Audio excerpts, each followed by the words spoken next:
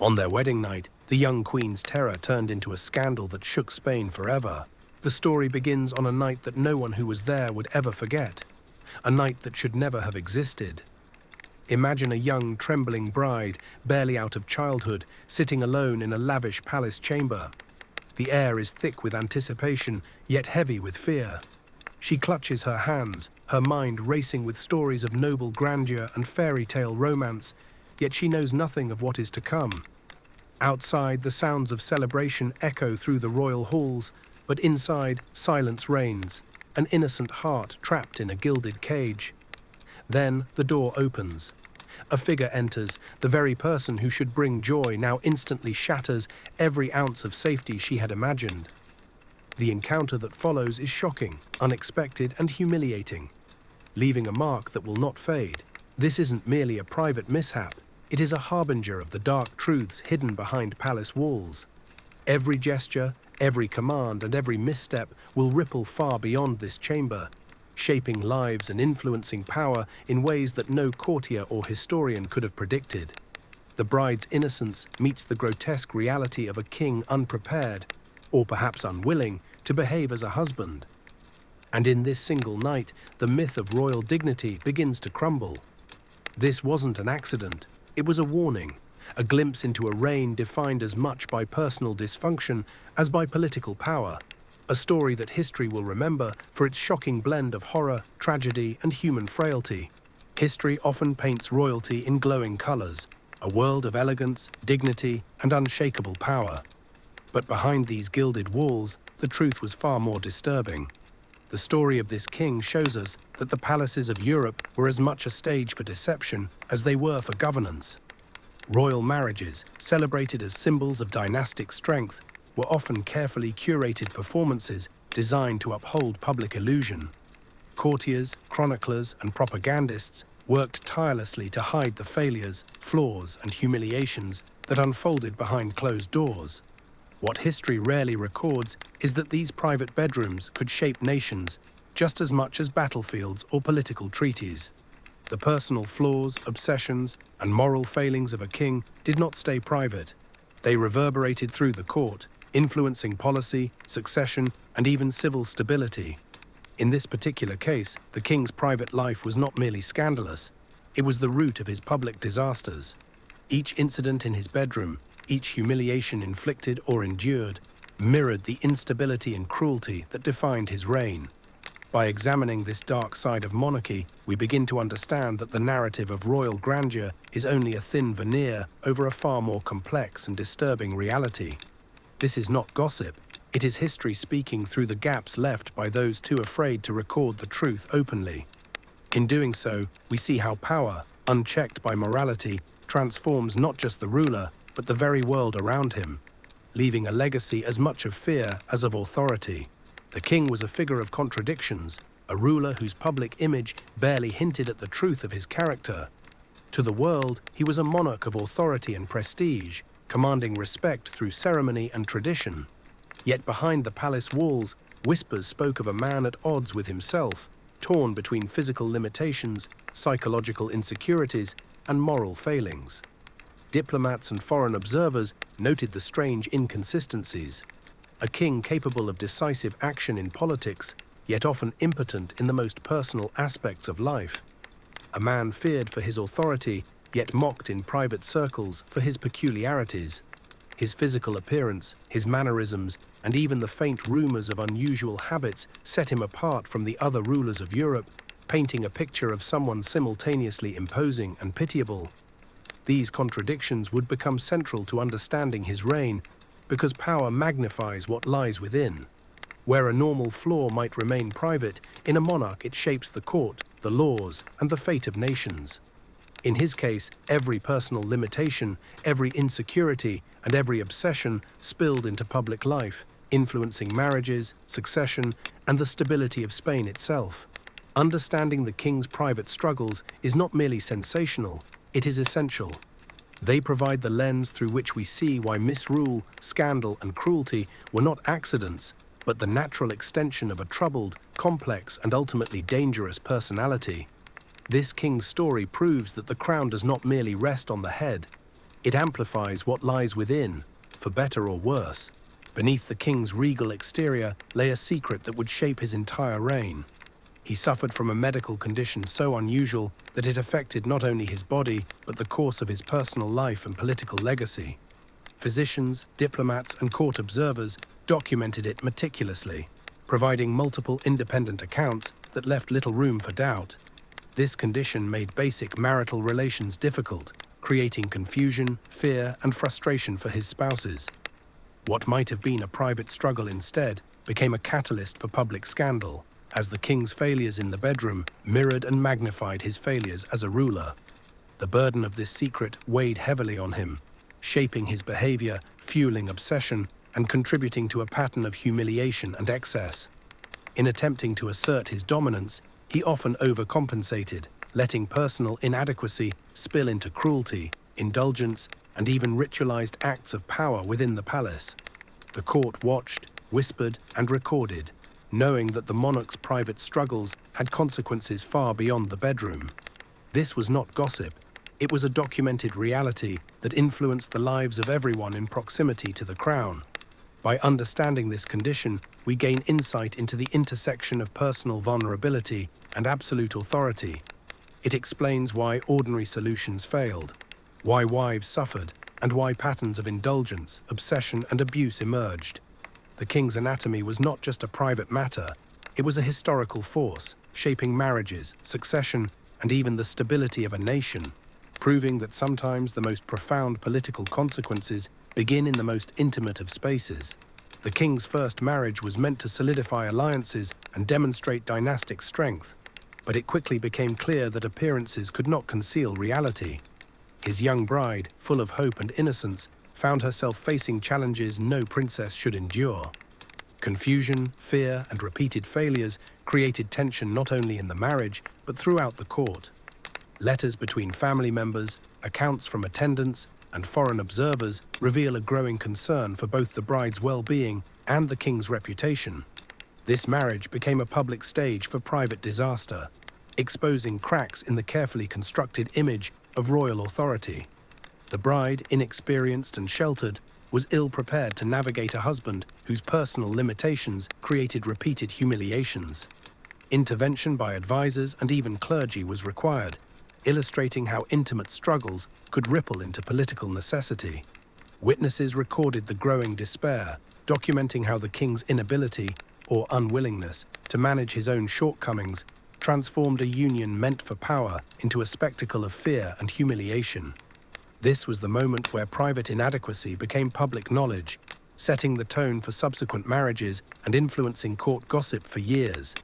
Beyond personal tragedy, this failure demonstrated how personal flaws could shape a monarchy's course, revealing that royal power is never as secure as appearances suggest. The first marriage was not merely a personal trial, it was a turning point that marked the beginning of a pattern, where the king's private struggles directly impacted the public, creating a legacy of both scandal and misrule.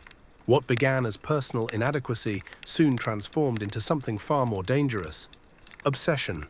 The king, once embarrassed and frustrated by his own limitations, discovered that absolute power offered him the freedom to act without consequence.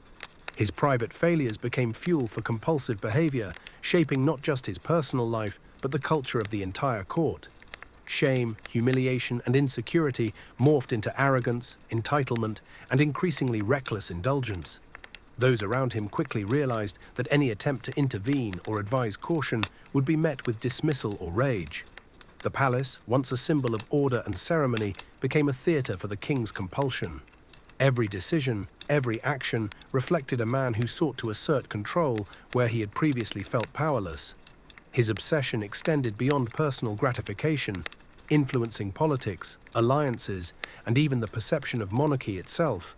This escalation from inadequacy to obsession illustrates a key truth. When private flaws intersect with unchecked authority, they can ripple into public consequence. Witnesses recorded the subtle signs at first: a smirk here, a strange ritual there, but soon the pattern became impossible to ignore. The king's obsession dictated not only the treatment of his wives, but the very rhythm of life in the palace. Power magnified weakness, transforming a private struggle into a public crisis.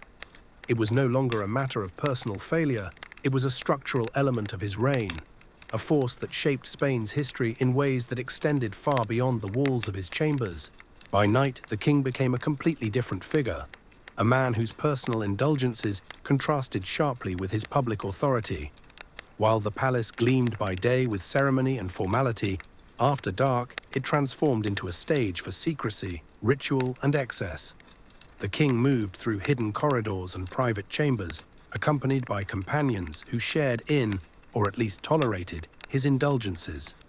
Witnesses from within the court quietly observed patterns of behavior that, while not publicly condemned, revealed a troubling obsession with control, dominance, and personal gratification.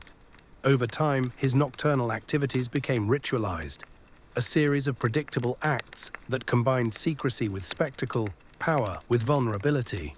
These nights were not mere scandal, they were rehearsed patterns that reflected the man's psychological state and magnified his influence over those around him. Even those loyal to the crown recognized that his private actions were inseparable from his public persona. The king's nighttime habits influenced courtly relationships, decisions, and social hierarchy, demonstrating that personal compulsions can shape entire institutions. While history often focuses on battles, treaties, and public appearances, the intimate life of a monarch can be just as consequential, dictating the mood and morality of an entire kingdom. In this case, the king's obsession with ritualized nighttime indulgence foreshadowed the struggles and tragedies that would follow for his wives, advisors, and the state itself. His personal life was no longer private. It was a force that defined the rhythm and danger of the Spanish court. When the king married his second queen, the court held its breath, hoping for stability and perhaps even a semblance of normalcy. She arrived with dignity, intelligence, and a quiet strength that immediately set her apart from her predecessors. Unlike the women before her, she sought to influence the court through culture, education, and reform, founding institutions and championing the arts. Her presence brought a new kind of light into the palace, a subtle resistance to the darker currents of the king's private life. Yet the king remained largely indifferent, absorbed in his compulsions and personal obsessions, leaving the queen to navigate a world where power was defined by fear and secrecy. Her pregnancy raised the stakes as the continuation of the royal line became a matter of national importance. But tragedy struck during childbirth, and the queen's suffering revealed the king's priorities. The crown and dynastic survival outweighed compassion or partnership. This marriage became a study in contrasts, her cultural achievements and moral integrity juxtaposed with the king's indifference, obsession, and abuse of power. The court watched silently, recording patterns and whispering behind closed doors, understanding that the queen's reforms could not shield her from the consequences of being married to a man consumed by his personal compulsions. This period highlighted a critical truth.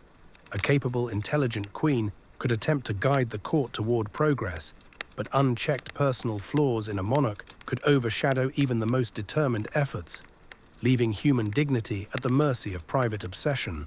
After the death of his second queen, the king showed the world just how ruthless and uncompromising his exercise of power could be. While others mourned, he moved forward with calculated indifference, demonstrating that personal loss had little effect on his sense of authority. Court whispers and reports from foreign diplomats hinted at the same pattern. The king viewed individuals, especially women, as instruments for his ambitions rather than partners in life. Any appeal to empathy or decency was met with dismissal, as his obsession and entitlement outweighed compassion. The palace became a place where fear and obedience dictated behavior, and those closest to the throne learned quickly that private indiscretions could spill into public consequences. Letters, diaries, and medical observations from the time confirm that this was not rumor. The king's behavior was systematic and predictable, illustrating how unchecked personal flaws could manifest as cruelty. The consequences extended beyond individuals to the very machinery of government. Officials and courtiers adapted their actions to align with the monarch's inclinations, knowing that resistance could mean humiliation, dismissal, or worse. His personal priorities, obsession, indulgence, and the pursuit of gratification shaped the court's culture, defining what was acceptable and what was not. Through this lens, the reign of the king is revealed as a stark example of power divorced from morality, where the suffering of others became an unintentional extension of personal compulsions, and where mercy was a luxury no one could afford. When the king's third wife arrived, she entered a palace already haunted by the shadows of past failures. Unlike previous brides, she quickly understood that survival required more than obedience. It required strategy, courage, and an understanding of the king's compulsions. Fear, more than physical force, became her constant companion, shaping every interaction and decision. Religion, protocol, and the authority of the crown intersected to create an environment where even the smallest resistance carried consequences. The young queen learned to navigate this perilous world, turning prayer and ritual into tools for endurance while attempting to maintain her dignity. Intervention from higher authorities, including religious leaders, became necessary to regulate interactions between the couple, highlighting the extreme imbalance of power in the relationship. The marriage transformed into a carefully controlled negotiation of survival rather than a union of affection, love, or trust. Every night was a test of patience and psychological endurance, with the queen maintaining composure in the face of intimidation and expectation. The court observed quietly, recording her bravery and resilience, knowing that any misstep could lead to humiliation or worse. This period illustrated the king's capacity for coercion and the extent to which personal fear dictated palace life. More than just a marital struggle, it revealed the intersection of power, control, and human psychology, showing that sometimes fear, rather than rebellion, becomes the only way to navigate the absolute authority of a monarch consumed by obsession and entitlement. Years passed, and despite the king's marriages and relentless pursuit of heirs, success remained elusive. A decade of failure weighed heavily on the court and the nation, eroding confidence in the monarchy and exposing the fragility of royal authority. Diplomats and foreign courts quietly observed, noting that Spain's stability was undermined not only by political decisions, but by the private failures of its ruler. The palace became a place of tension and silent despair, where courtiers and advisors calculated every move in anticipation of the king's unpredictable reactions. The repeated inability to produce an heir created both personal and political embarrassment, highlighting the consequences of unchecked obsession and the human limits even kings face. This failure extended beyond the bedroom, shaping alliances, succession disputes, and perceptions of legitimacy across Europe. Every misstep, every personal flaw magnified by absolute power, became a historical ripple with tangible effects on the nation. The king's authority, while still formally recognized, was subtly undermined behind closed doors as whispers of inadequacy spread. The court, the public, and even other branches of government began to see that personal flaws could have far-reaching implications. This decade of unfulfilled ambition revealed the harsh truth that power alone does not guarantee control over life, love, or legacy, and that private failure, when magnified by public authority, can define a ruler's entire reign. By the time the king married his fourth and final wife, both he and the court had learned hard lessons from past failures. This new queen was pragmatic, intelligent, and fully aware of the challenges that awaited her. Unlike her predecessors, she approached marriage with strategy, understanding that producing an heir required not only obedience but also innovation. Medicine and careful planning replaced romance, transforming the royal bedroom into a place of calculated precision rather than passion. With guidance from trusted physicians, solutions were devised to overcome the obstacles that had plagued previous unions, demonstrating that science and diplomacy could sometimes intervene where tradition had failed. The process was awkward and deliberate, highlighting the delicate balance between personal discomfort and dynastic necessity. Success was finally achieved, and the birth of a healthy child brought relief and hope to the palace. Yet even this triumph came with consequences. The legitimacy of the heir, the court's perception of the monarch, and the fragile stability of the kingdom all rested on the careful orchestration of personal and political interventions. This marriage showed that even a monarch consumed by obsession and flawed by personal limitation could, with the right partner and planning, achieve what had previously seemed impossible. It underscored the extraordinary lengths required to preserve dynastic continuity and highlighted the intersection of intellect, patience, and power in shaping history.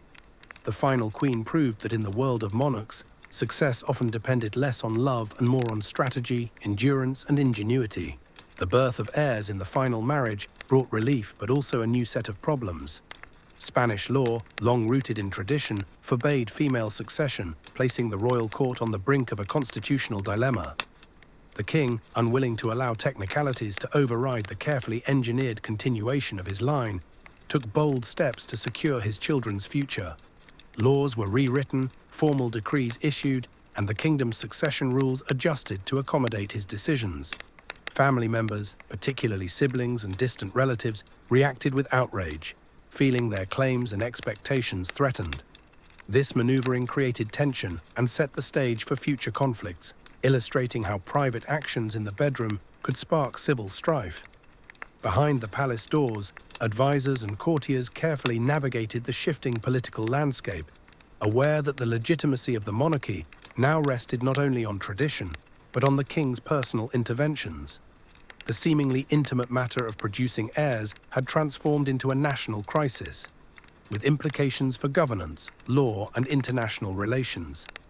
This episode highlights the intersection of personal ambition and structural power, showing how private triumphs can ripple outward, challenging institutions and creating unforeseen consequences.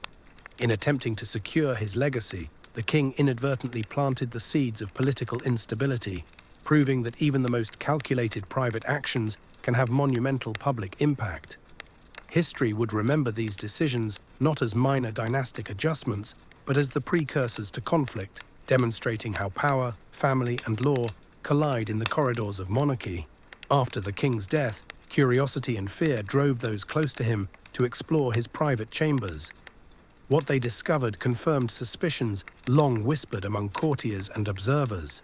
A carefully maintained record of personal indulgences, meticulously organized and hidden from public view. Every item, every note reflected patterns of behavior that had been repeated over decades, linking private obsession with moments of political or personal significance. The inventory revealed not just the scope of his compulsions, but the precision with which he documented them, demonstrating a mind obsessed with control, memory, and legacy. Patterns emerged showing a chilling intersection between political power and personal cruelty, illustrating how private excess could amplify public consequences. Courtiers recognized that for every incident recorded, countless others had gone unobserved or unreported, leaving a legacy of suffering and manipulation that could never be fully quantified.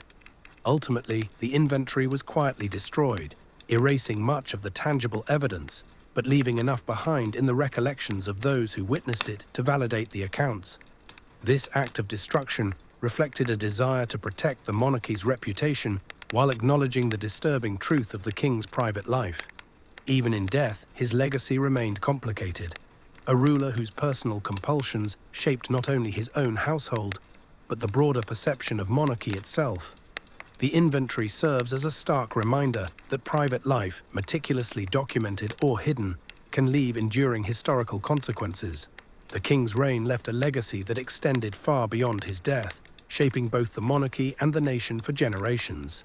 Wars, political instability, and civil disputes followed, some directly tied to the dynastic decisions and private failures of his life. The monarchy's reputation, once a symbol of stability and divine authority, became tainted by the intimate excesses and obsessions of a single ruler. Successive generations inherited more than just titles. They inherited the consequences of mismanaged authority, public distrust, and fractured family alliances.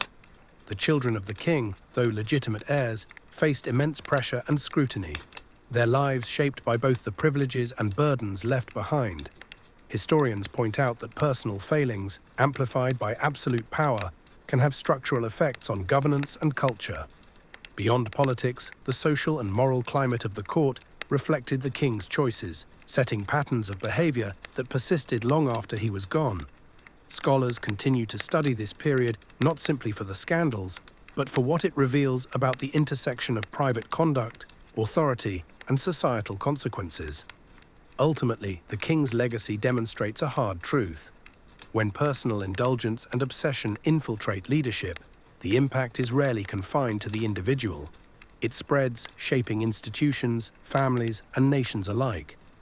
The damage left in his wake serves as a cautionary tale, a reminder that private flaws, when magnified by public power, can outlast the ruler who embodies them. This story is not meant as mere gossip or scandal. It is a study of unchecked power and its consequences. The humiliation, obsession, and cruelty displayed behind closed doors reveal how personal flaws, when combined with absolute authority, can shape history as much as battles or treaties. The king's private life, filled with fear, manipulation, and compulsions, had public repercussions that rippled through the court, the nation, and the succession of the monarchy itself. His actions illustrate that cruelty does not always announce itself loudly.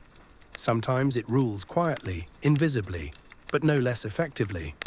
The suffering endured by his wives, courtiers, and the broader society serves as a stark reminder that absolute power, when coupled with moral blindness, creates a cycle of oppression and tragedy. Even the most carefully curated appearances, rituals, or laws cannot contain the effects of human weakness and obsession when it resides at the top of society. Reflecting on this story, the infamous wedding night, where fear and terror overtook innocence, transforms from a shocking anecdote into a warning from history. It demonstrates that personal failings at the highest levels of authority can leave legacies that are deeply political, profoundly social, and emotionally resonant for generations. This story reminds us that understanding the human side of history, the vulnerabilities, compulsions, and misjudgments of those in power, is essential to comprehending the broader sweep of events that shape nations. As we leave the story of this king behind, it's important to remember that history is filled with private horrors that shape public outcomes. What seems like a scandal or personal failure in one era often has consequences that echo for decades, affecting politics, succession, and society at large. The king's obsession, coercion, and the tragedies experienced by his wives were not isolated incidents. They were part of a pattern where private indulgence intertwined with public responsibility. This story serves as a bridge to other tales of royal marriage and courtly intrigue, reminding us that behind the gilded walls of power, human flaws can trigger national consequences. Each new account we explore offers lessons about the dangers of unchecked authority, the vulnerabilities of those subjected to it, and the intricate ways personal behavior can shape history. As you think about the wedding night that shocked a nation, consider the broader truth. Private evil can be public catastrophe, and the corridors of power often conceal stories far darker than any battlefield. History remembers not only the battles won or lost, but also the intimate moments that ripple outward, shaping generations to come. If this story surprised or unsettled you, prepare for the next chapter, where another royal marriage will challenge everything you think you know about love, duty, and power in the courts of Europe.